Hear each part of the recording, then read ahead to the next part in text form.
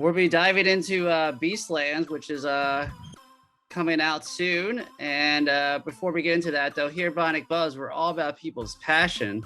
I want to know where your passion for comic books kind of came from, led you on this journey being a writer. You know, was a certain issue inspired it, or something that was just natural for you as a child?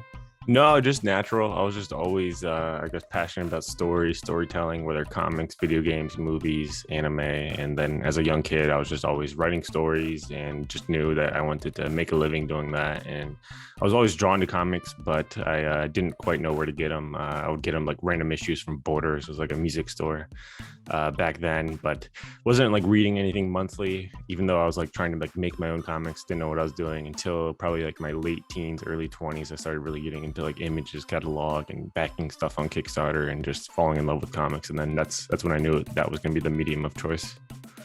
So speaking of Kickstarter, Beastlands originally started on Kickstarter, right? Before Dark Horse Comics picked it up, or I guess you can tell the backstory in that, you know? Yeah, we're completely, I guess we just, did it all on our own. I started working on Beastlands with my co-creator, Joe, back in like late 2018. And the plan was always to go to Kickstarter just because, as new creators, it's hard to get a pitch accepted at publishers, and it's hard to even get these publishers to look your way when you're brand new. So the only way to get attention is to just do it your own. So there's no, we're kind of lucky we live in this time with crowdfunding where we don't have to just put it all on credit cards and loans, where we can kind of launch a Kickstarter and see if we can gain an audience and grow it and get the funding from the backers who believe in our project ourselves. So now we've done, I think, 6 or 7 Kickstarters for Beastlands. It's up there, and we've really grown an audience with each launch. With the first one, just getting funded on like one of the last days till now, we get funded like in a matter of hours and get like 400% funded or something. It's just crazy how fortunate we are in there. And we've even done a Kickstarter for a theme song. Like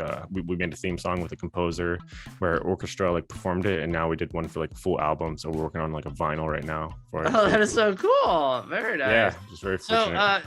So Dark Horse is releasing it June 15th at comic stores, June 28th on Amazon. Is this going to be new ones or just reissue the ones that you guys they're just going to reissue it. So they're going to collect our issues 1 through 5 that we previously self-published into a trade paperback. So we've never done like a collected edition or trade yet. So this is our chance to have that collected edition and then also get it out to a brand new audience. There's still so many people that don't know about Kickstarter and that don't back projects or buy comics on Kickstarter. So it's cool to get this whole new audience in comic shops, bookstores, libraries, maybe get like translations for overseas.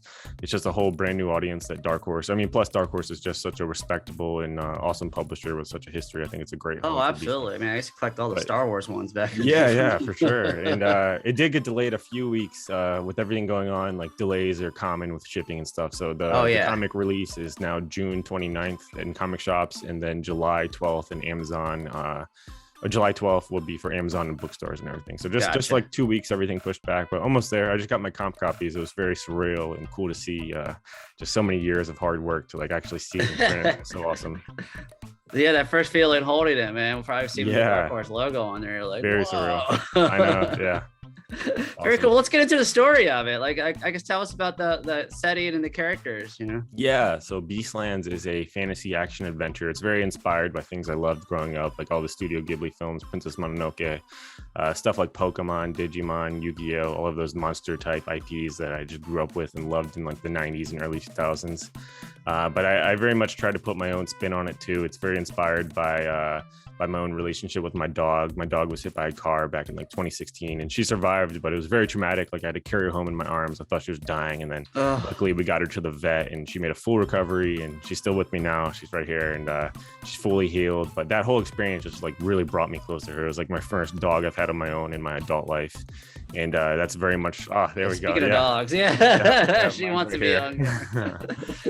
It's very much the heart of the story. Oh, she's cute. It's very much the heart of the story, and like the main themes of it is very much like human and pet bond and relationship.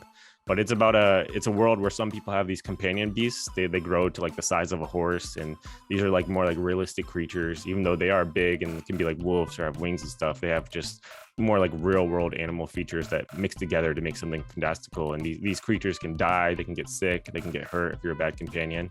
And it's about a boy that has to save his beasts and friends before a tyrannical king tries to execute all the beasts. Oh wow, that's heavy. I love it.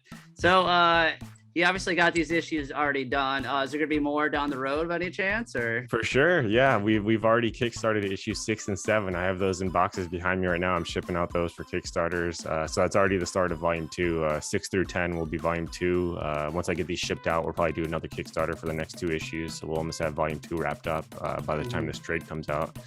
And I have outlines for like up to 5 volumes or so. So it just depends. As long as we have like an audience, and so far like things are going great on Kickstarter. With the Dark Horse deal, it's completely creator owned, so we have the freedom to still launch on Kickstarter if we want and self-fund. Oh, so that's what awesome. We're gonna continue doing. Yeah. It gives so you it's, creative freedom, you know. Yeah, there's nothing as a creator, there's nothing better than that. And so it, like, as long as we have the backing, and as long as my co-creator Joe wants to keep drawing it, like I know it takes, you know, it takes years for her to get these issues out. She just put so much love into them, and it takes a long time. So as long as she still wants to draw it for a few more years, then it'd be awesome to get it to like 5 volumes or something, and then maybe even do some like side stories in the world with like new characters. Oh, absolutely. Well, very cool. Well, where can we stay up to date social media wise for your personal journey, and then the Kickstarter link itself too, you know? Yeah, I am at Curtis Clow on Twitter, Instagram. I have a Facebook page and a portfolio site, curtisclow.com. My company site is 2infinitystudios.com. I have a mailing list there. If you get on my mailing list or just check that site for any news, you'll see like all my new Kickstarters, all my new books coming out and stuff like that. Very cool, man. All right, well, let's talk down the road for new issues come out, all right? Thanks, Steven. Appreciate you having me.